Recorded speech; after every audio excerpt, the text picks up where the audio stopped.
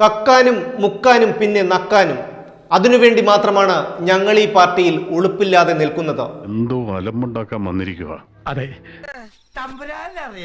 കേരളത്തിലെ ഏറ്റവും കൂടുതൽ അഴിമതി നടക്കുന്ന നഗരസഭയായ തിരുവനന്തപുരം നഗരസഭയിലെ നിരവധി തട്ടിപ്പുകളാണ് കഴിഞ്ഞ ഒരു വർഷക്കാലമായി പുറത്തു വന്നുകൊണ്ടിരിക്കുന്നത്.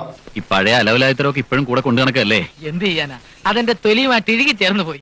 ഇടാത്ത ആറ്റുകാൽ പൊങ്കാലയുടെ ഇല്ലാത്ത മാലിന്യം നീക്കം ചെയ്യാനെന്ന പേരിലും മാലിന്യം നീക്കം ചെയ്ത തൊഴിലാളികൾക്ക് പൊറോട്ടയും ചിക്കനും ഏത്തപ്പഴവും കുപ്പിവെള്ളവും വാങ്ങിക്കൊടുത്ത പേരിലും തിരുവനന്തപുരം കോർപ്പറേഷനിൽ നടന്ന അഴിമതി ചില്ലറയൊന്നുമല്ല, കോടികളുടേതാണ്. അത് നീയല്ലേ? ഏതാണ്? സത്യം പറ, അത് നീയല്ലേ?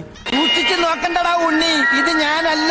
കെട്ടിട നികുതി ഇനത്തിൽ ജനങ്ങളടച്ച നികുതി കട്ടുകൊണ്ടുപോയതും തിരുവനന്തപുരം നഗരസഭയിൽ തന്നെ. 21കാരി ആര്യ രാജേന്ദ്രൻ ഭരിക്കുന്ന നഗരസഭയിൽ ഇതല്ല, ഇതിലപ്പുറവും നടക്കും. നിങ്ങളുടെ കള്ളക്കളി എന്റെ അടുത്ത് വേണ്ട. ചന്ദ്രൻ, നീ എന്താ ഇങ്ങനെയൊക്കെ പറയുന്നേ? ഞാൻ എങ്ങനെ പറഞ്ഞോടാ?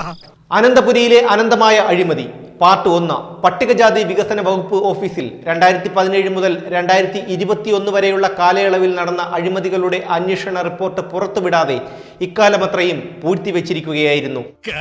സത്യമാണെങ്കിലും എനിക്ക് അംഗീകരിച്ചു കൊടുക്കാൻ പറ്റുമോ? 5 കോടി രൂപയ്ക്ക് പുറത്തുള്ള അഴിമതികളാണ് പട്ടികജാതി വികസന ഓഫീസുമായി മാത്രം ബന്ധപ്പെട്ട തിരുവനന്തപുരം കോർപ്പറേഷനിൽ നടന്നിരിക്കുന്നത്. ഞാനൊരു സത്യം പറഞ്ഞ് വിശ്വസിക്കൂ. എനിക്കത് ഓർമ്മയില്ല. പട്ടികജാതി വിഭാഗക്കാരുടെ വിവാഹത്തിനാണ് മാരേജ് ഗ്രാന്റ് നൽകുന്നത്. എന്നാൽ ഒരേ അക്കൗണ്ട് നമ്പറുള്ള 4 പേരാണ് വിവാഹം കഴിച്ചിരിക്കുന്നതെങ്കിലോ?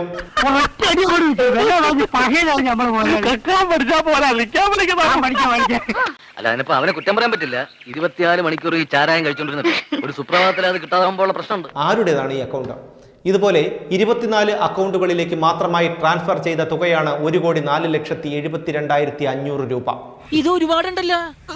അതല്ലേ ഞാൻ പറഞ്ഞത്, ഒരുപാടുണ്ടെന്ന്.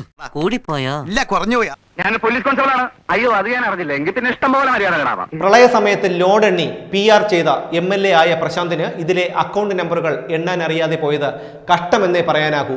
ഞാൻ കണക്കിൽ വീക്കാ. 40 കൊല്ലങ്ങളായി തിരുവനന്തപുരം നഗരസഭ ഭരിക്കുന്ന ഇടതുപക്ഷക്കാർ ആ കെട്ടിടം കൂടി വില പറഞ്ഞ് വിൽക്കാതിരുന്നാൽ അത് മഹാഭാഗ്യം. എന്നും ഈ രാഷ്ട്രീയം കൊണ്ടുകൊടുക്കാൻ പറ്റുള്ളൂ. ഇതൊക്കെ പിൽക്കാലത്തേക്കുള്ളൊരു സുരക്ഷിതത്വം. പോലീസുകാരെല്ലാം കൂടി ഈ ശരീരത്തെ ചവിട്ടി പഠിക്കാതെ നോക്കണേ അനിയാ. തൽക്കാലം ഇത്രയും മതി. വരട്ടെ. ഇത് ഇവിടെ ഇരിക്കട്ടെ, ഞാനൊന്ന് കിടക്കട്ടെ.